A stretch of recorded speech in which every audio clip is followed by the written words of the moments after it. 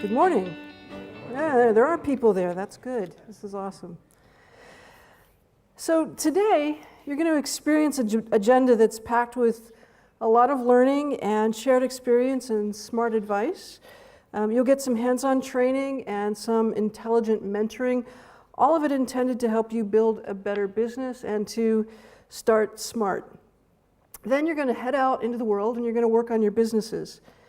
And when you do, I hope you'll decide to build a business that really makes a difference. I hope you'll decide that what winning means for you, because this business of creating a business is hard work. It's a very long distance, and if you're going to work that hard and you're going to take great risks, then you ought to at least get to define the race. And I would suggest that you make it a race that matters. Now, I know a little bit about this. At the height of the dot-com boom, I started a company to capitalize on the bubble. If we could build this company fast enough and flip it quickly enough, we would make a lot of money. We were, however, exactly 5 weeks too late.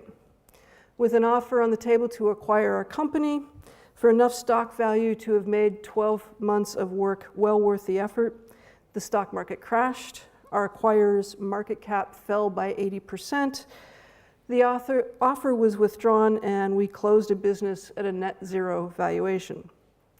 And we were lucky, because we got out of that business without hurting ourselves too much.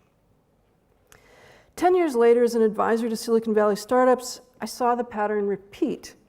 Young people were starting companies in the hopes that a simple app would yield great rewards. And for the vast majority of those who have done this, it did not. These young entrepreneurs worked hard, but often on foolish ventures that were as much casino bets as they were real companies. During that same period, I watched a few hardworking entrepreneurs target problems that were really hard. They pushed and they perfected, and even while a few unicorns, those fantasy companies that do magically well, even while those companies managed to find a path to wealth, these entrepreneurs trusted that if they focused on hard problems that no one else was solving, they would in the end create real and durable value for themselves and for their stakeholders.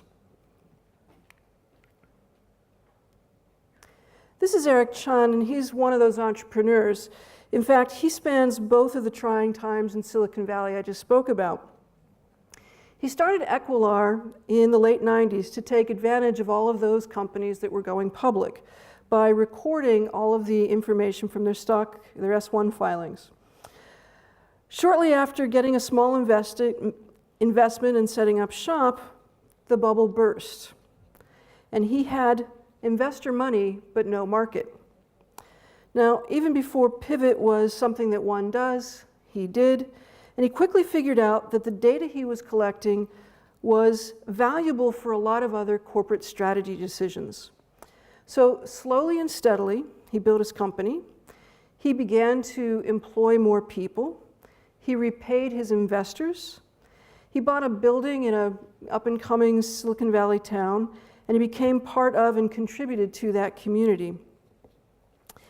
Although he was building a valuable company, he knew that he did not want to go public like so many Silicon Valley startups do in order to provide an exit for their investors. So what he decided to do is create a system, because without going public, he had no equity to offer employees, and therefore he wouldn't be a competitive employer. He came up with another clever plan.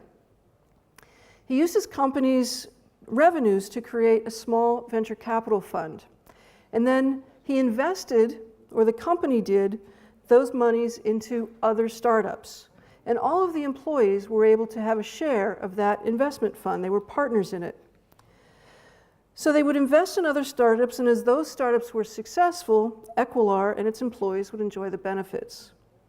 One of the startups that Equilar invested in was this small electric car company called Tesla. And so you can imagine that the scheme has worked very well for this company and its employees. In fact, arguably better than many of the traditional equity schemes that a company might do.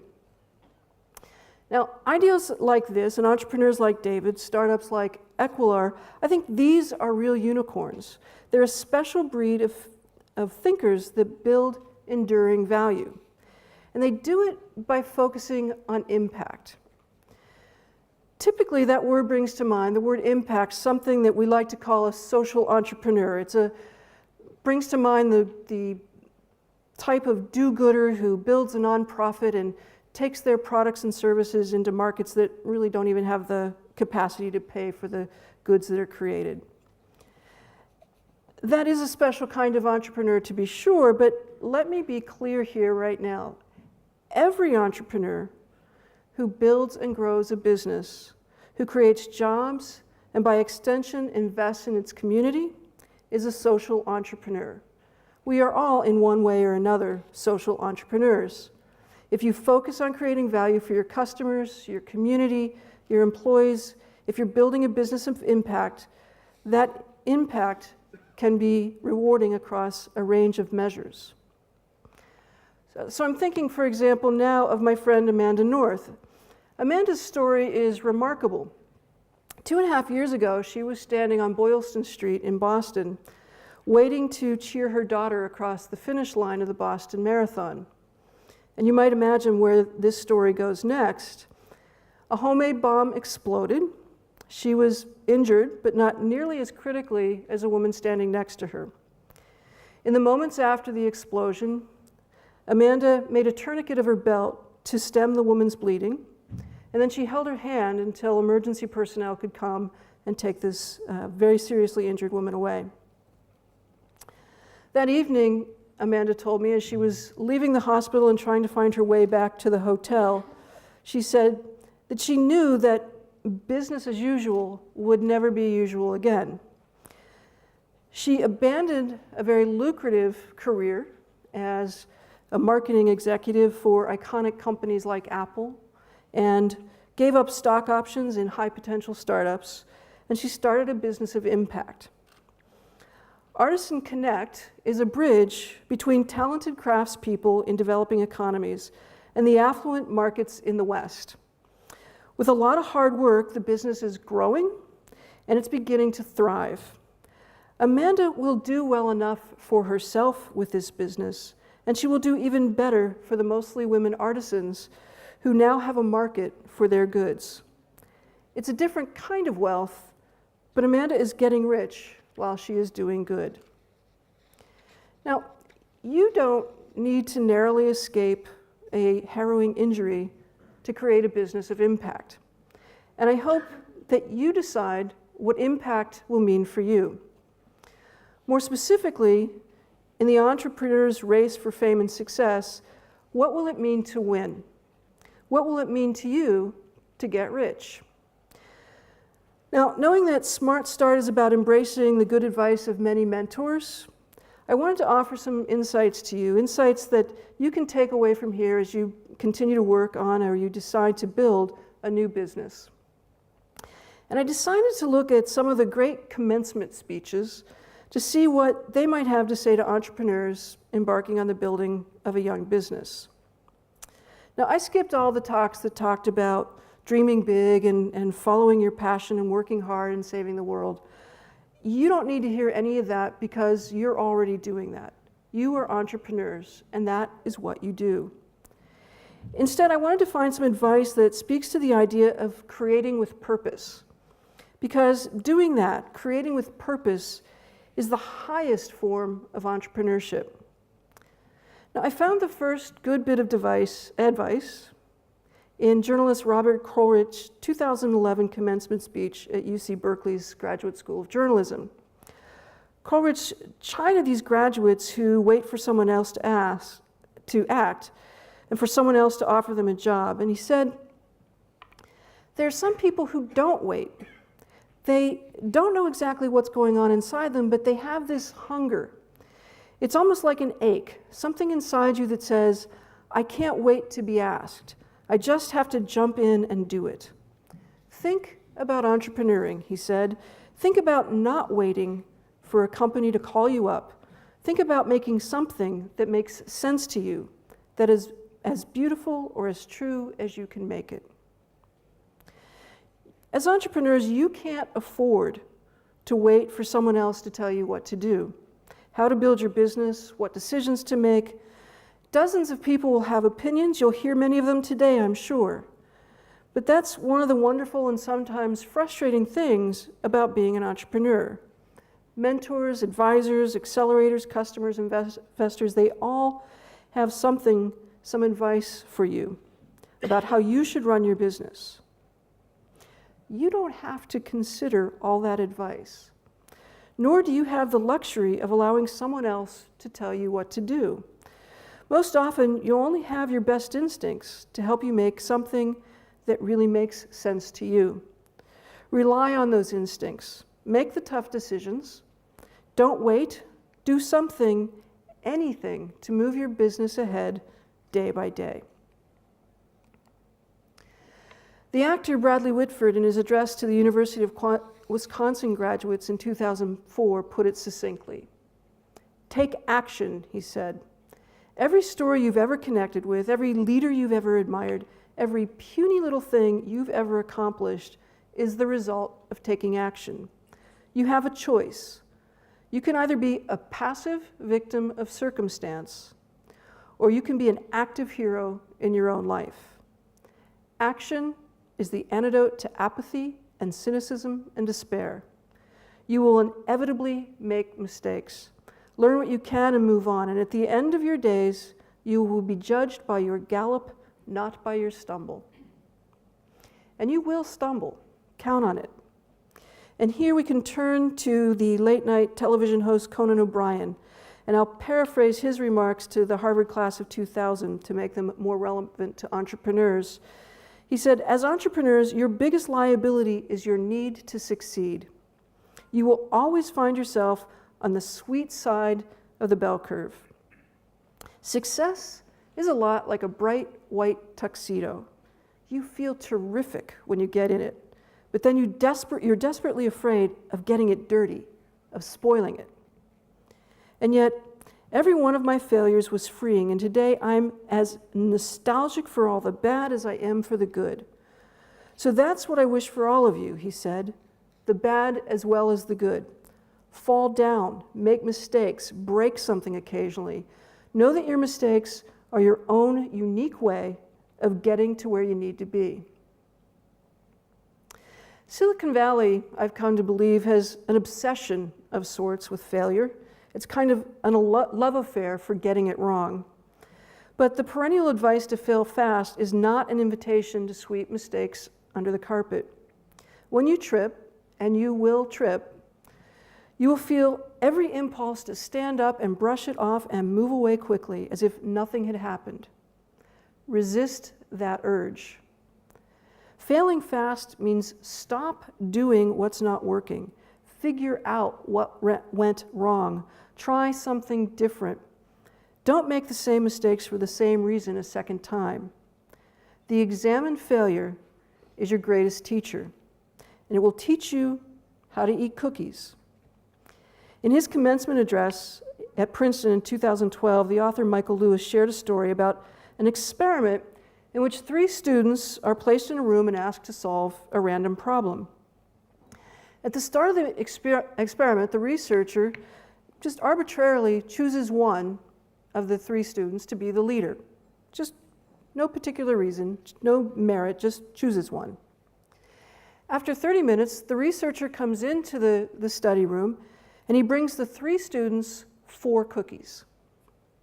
Without fail, the student who was chosen to be the leader eats the 4th cookie. And what Lewis told his graduates was this: all of you have been faced with the extra cookie. All of you will be faced with many more of them. In time, you will find it easy to assume that you deserve the extra cookie. And for all I know, you may. But you will be happier and the world will be better if you at least pretend that you don't. You're building your business in an age of abundance, and I know it does not necessarily feel that way here right now. But there are tremendous resources available to you. Every day, meetups and pitch events will give you a platform to promote your business. Hundreds of incubators and accelerators, startup competitions, investor forums are all around the world seeking out entrepreneurs like you for their programs. In other words, there are a lot of cookies out there, and you should enjoy the ones you earn. You are not rock stars because you started a business.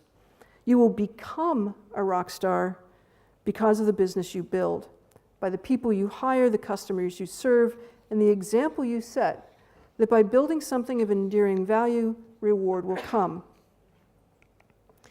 In his commencement address to the University of Pennsylvania class of 2004, Bono told the graduates their degrees were blunt instruments, and he said, "Go forth and build something with it."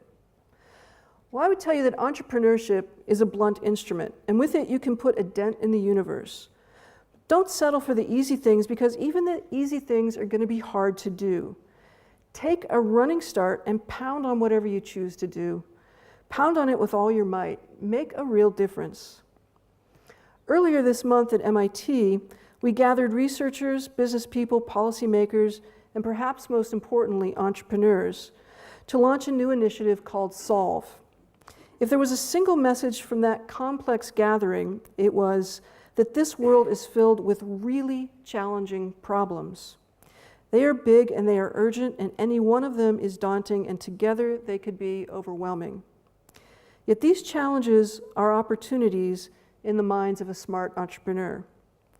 Whether the challenge is providing health care for all, for opening education to everyone, for doubling food and fuel production while aggressively reducing carbon output, building new green cities, creating jobs and opportunities in a new share economy, all these are opportunities for you as entrepreneurs.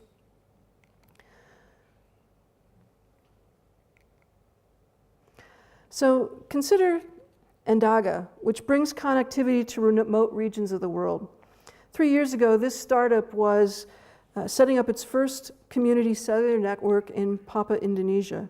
It was little more than a box tied to a tree in the center of town. But it changed this remote community by finally connecting them to a broader world. Endaga was doing good, and the founders have done well enough. Earlier this month, Facebook acquired Endaga, absorbing the founders and their technology into its broad and strategic initiative to provide global internet access. Or consider Ubiquitous Energy and Miles Barr. As a graduate student at MIT, Miles developed a technique to print photovoltaic cells on any surface. The company has now raised nearly $8 million and is developing components that integrate solar charging into the surface displays of mobile devices. This technology is surely a great convenience for the products that you and I use, and it will make millions of mobile devices that we rely on much more green. But without question, the technology is enabling for a range of products for parts of the developing world that don't have access to a reliable energy grid. They are doing good, and they are doing well. But not all impact companies are innovations that are pure technology. And it may be that you have this idea that your thinking is not techy enough to truly be innovative and to have real input. But some products that are having a most profound impact are really rather simple. Such is the case with Double D. Stella Laggetts is a junior at Skidmore College in the US. She's from Kenya. And earlier this year, she took top prize in the business plan competition, won $20,000 to support her business. It's Kenya's first indigenous undergarment company to provide women with products that are safe, appropriately sized, fashionable, and affordable. It's a simple business and a big market need. Stella Laggetts is doing good and doing well. Now, these businesses couldn't be more different, yet they have one thing in common. They solve a real need for a very challenging market. And I hope you'll take up these hard challenges too, because this planet needs every smart entrepreneur working diligently to make a difference. And when it gets hard, and it will, remember the advice of Senator Cory Booker in a class day address at Yale. when he said, "Real courage is holding on to a still voice in your head that says, 'I must keep going.' It's that voice that says, 'Nothing is a failure if it is not final.' That voice that says to you, 'Get out of bed, keep going, do not quit.'" It's not enough to just go, however. You're leaders of your companies, of your young teams, often of your customers and your partners, even leaders among your peers and within your communities. And there is, I'm afraid, only one real, true way to lead, as Ellen DeGeneres reminded the graduates at Tulane in 2009. The most important thing is to live your life with integrity and not to give in to peer pressure to try to be something that you're not. To live your life as an honest and compassionate person, to contribute in some way. To this, I will simply add, don't wait to do good. So many entrepreneurs tell me that their big plan is to be successful, to sell their business for a lot of money, and then they can go out into the world and be philanthropists. Then they can do good works. And I say to them, be good now. Be good in the way you do your business. Be good in the company culture you create. Be good in the way you treat your employees, the way you negotiate deals, the way you serve your customers. Be good in the communities in which you do business. Don't wait for some far-off success to make a difference in the world. Make a difference now with the company you have now, with the opportunity before you now. Be good now. Because, as former Twitter CEO Dick Costello told the graduates of the University of Michigan just a few years ago, not only can you not plan the impact you're going to have, you often won't even recognize it when you're having it. So it's best, I think, to lean toward the good in every part of what you do. It increases your odds of having impact. And I'll leave you with one final commencement speech nugget. It was without question the most inspiring, and at less than 70 seconds, the briefest of the speeches I found for you. This is former U.S. Congresswoman Gabriella Giffords to the graduates of Bard College in May of 2013, just months after she had been shot in the head and severely injured by a fanatic at a political rally. Your future shines bright. Find your purpose and go for it. Starting tomorrow, you can change the world. The world is counting on you to create, to lead, to innovate. Be bold, be courageous, be your best.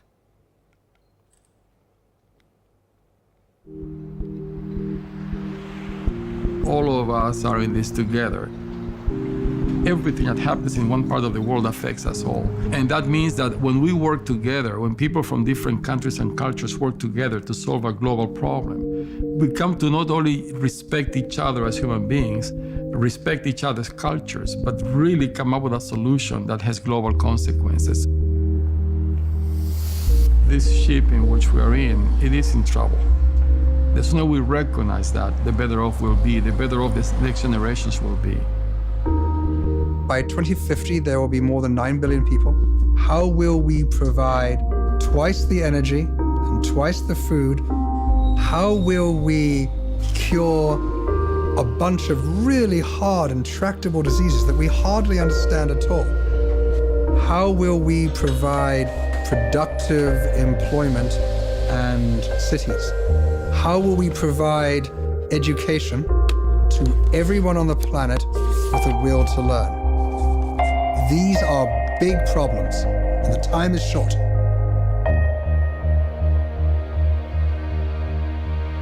Solve looks like an event, and I think what Solve really is a movement. It's a movement of people who care about these issues passionately and who will come together first on this campus and begin to take ideas that come out of 4 days at MIT and do great work together to really address these challenges. These problems don't get solved by holding them into one community, by building walls around them and trying to own them. These hard problems are only going to be solved if we can raise an army of passionate people to work on them together.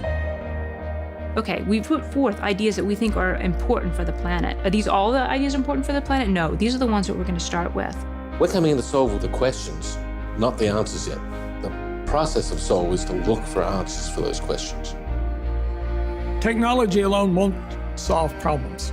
Technology, when coupled with leadership and the engagement of citizens, that can solve problems. And that's changed the world. That's changed how we can treat disease. I'm positive that the energy storage issue will be solved. I'm positive that we will have solar cells that can meet our needs. How do we build the cities that are going to house all these people that are moving from the country, along with the few billion extra who are going to be born? What tools can we give them so they can make stuff? We have to rethink our entire system of education to get internet connectivity and the low-cost devices to all people that have a will to learn. You know, it's not just white paper or even a prize. It's another human being on the other side of that problem that you know you're working for. I think it's that humanity wrapped around these problems is going to help us solve them more quickly. I don't believe there is the 1% smartest in the world. I believe there is the 1% luckiest and with the most opportunities in the world. There are many people out there that want to make a contribution, that want their lives to work towards something that is really important, that has a common meaning. If you want to contribute to one of those challenges, just join the force, join the effort.